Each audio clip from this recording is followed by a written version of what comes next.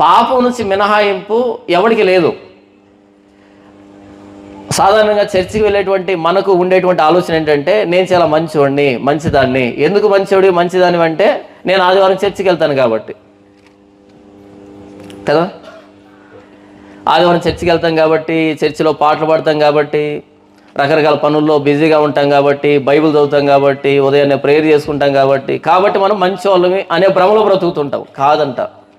కాబట్టి తీర్పు తీర్చు మనుషుడా, నీవు ఎవరైనా సరే అంటే భేదం లేదు, అందరూ పాపులైన దాన్ని తీసుకొస్తున్నాడు. మనం ఎప్పుడైనా ఎవరికైనా తీర్పు తీరుస్తున్నామంటే అర్థం ఏంటంటే, వాళ్ళకు తీర్పు తీర్చటంలే, భవిష్యత్తులో సరిగ్గా అలాగే కాబోతున్న మనకు మనం తీర్పు తీర్చుకుంటున్నామని అర్థం. ఇంకొకసారి చెప్తాను వినండి. ఎవరైనా దొరికారనుకో తప్పు చేసి, మనం ఏం చేస్తాం? ఒంటిగాల మీద వెళ్తాం యుద్ధానికి. నువ్వు దొంగవి, నువ్వు అలా చేసావు, ఇలా చేసావని. దాని అర్థం ఏంటంటే, గుర్తుపెట్టుకోండి, ప్రస్తుతానికి వాళ్ళు బయటకు వచ్చారు, భవిష్యత్తులో మనం బయటకు వస్తాం. కాబట్టి ముందే మనకు మనం తీర్పు తీర్చుకుంటున్నాం, వాళ్ళ మీద వేలెత్తి అని అర్థం. అంతే. వాళ్ళని కాదు మనం తప్పుపడుతుంది. ఎందుకని? ఆయన మానవులందరి హృదయాల్ని ఏకరీతిగా చేశాడు.